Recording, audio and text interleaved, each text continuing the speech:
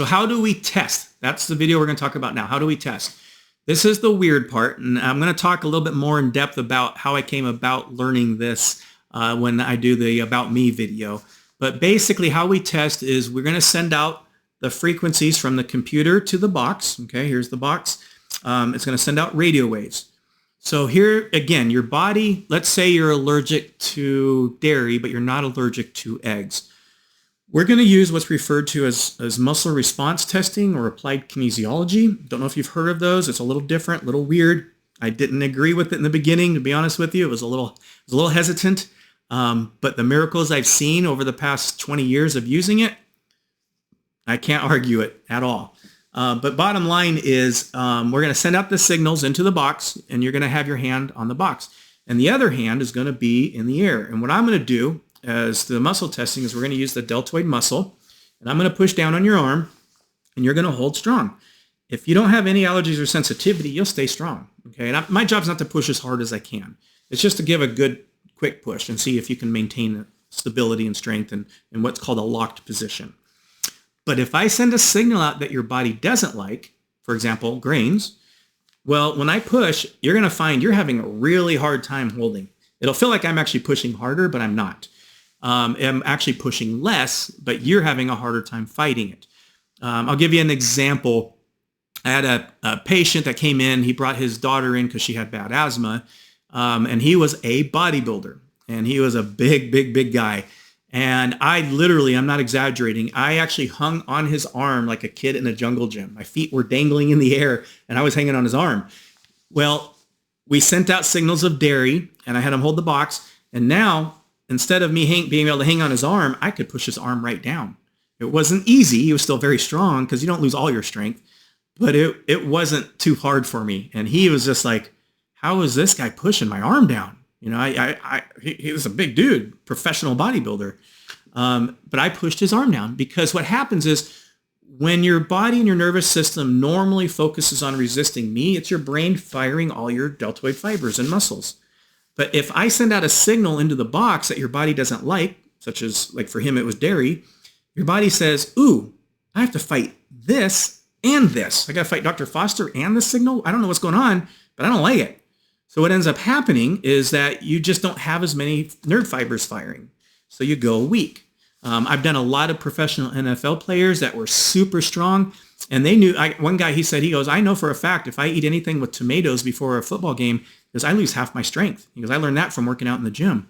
So some people kind of figure this out on their own, that they can kind of tell this. But these are fine-tuned athletes that, pay attention to this stuff.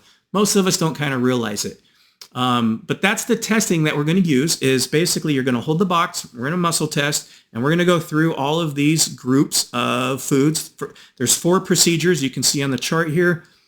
Procedure 1 is what we're going to start with on the first day, on the first initial testing. We will eventually get through all 4 procedures. The 4th one is more specific to situations, so I don't always check all of them. If you're a kid, I'm not going to check beer on you, for example, or tobacco. But anyways, we're going to go through eventually all 4 procedures, for sure the first 3. We're going to test you for them all. We're going to go through them all. And then we test you after 30 days again to make sure everything's holding. And I'd say 90%, 95% of the time, everybody holds on the first treatment. Once in a while, especially if it's a really severe reaction, you kind of sometimes need a booster treatment and treat it a second time. Very rarely is it a third. If I get to somebody where we have to treat 4th time, that means there's something else going on. And that means their nervous system's not retaining information. I've only found that a few times. And the one time I found it was from a guy that was smoking marijuana after his treatments. Because I go over the rules, but that's one of the rules is no smoking. And he thought I was just referring to tobacco. So he's smoking marijuana. Well, of course that's going to affect your nervous system. Come on. So anyways, that's basically the protocol there for testing.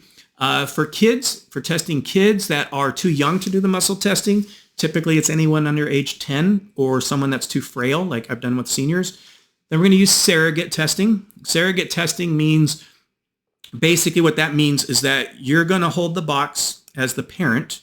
I'll give you an example. Let's say we got a 5-year-old and the parent coming in, and the moms have a strong connection with their kids. Sorry, dads, but it's common. The moms typically are closer connected emotionally and physically to the kids than the dads are. So we like to use the moms if we can. Not always, but that's the ideal. And so what we're going to do is, I'll give you an example. I'll give you a story with us kids, my kids. So we had chemistry, electronic testing kit thing we made when they were younger, a long time ago. And it basically had a circuit board on it. And I would hold one end of the circuit board and nothing happens, right? Circuit board's there, just nothing's going on. And then the other three kids, we would all hold hands. And then the third kid on the end would hold the other side of the circuit board. And all of a sudden, that circuit board's like beeping and lights flashing and everything. It was fancy. It was cool. We didn't feel anything, but we formed a circuit and we made a loop and the electronics passed through. So now you've got this circuit formed. That's kind of what surrogate testing is that the kid will hold the box. And like my youngest was like, I think 5 days old. The 5-day-old, mom brought him in because he would vomit after nursing and projectile vomit after nursing. And she's like, I've had other kids. This never happened. What's going on? Well, we tested it. The kid only had dairy. That was the only allergy sensitivity he had, dairy. So we treated it, and then he was fine, didn't vomit and anything like that. Well, how we tested him is that, and this is what we would do for anybody, is that we put the box, if they're old enough, we'll have their hand on the box. If they're too young, like that child, just put them in the car seat. We'll put the box on their belly, or they can sit on it, right? They can lay on it. And then your job as the parent is to hold their skin somewhere, whether it's their hand, their head, but you can't hold the box. If you hold the box, now we're testing you. But we want to hold their skin because your energy will take on their energy. So if their body is reacting to the box in a negative way energetically, and they're not going to feel it or anything, but if their body energetically doesn't like it, then your body will pick up on that on their body. And so what'll happen is you'll go weak if we send out a signal, and it's pretty cool, but you'll go weak, I promise you, if their body doesn't like something. And so that's how we do kids through surrogate testing. So if someone's got, the inability to test on their own, maybe some damaged shoulders, we'll just use somebody else to surrogate with you. Sometimes we'll use staff, or if you come with a spouse or a loved one, that's kind of better because now you don't have to trust us and believe us that we're not just faking it. You can actually trust your spouse or partner or something, or relative or friend, whatever you want to bring. It doesn't matter. So that's how we test, and we went through the treatment. So pretty simple, pretty easy, and very non-invasive.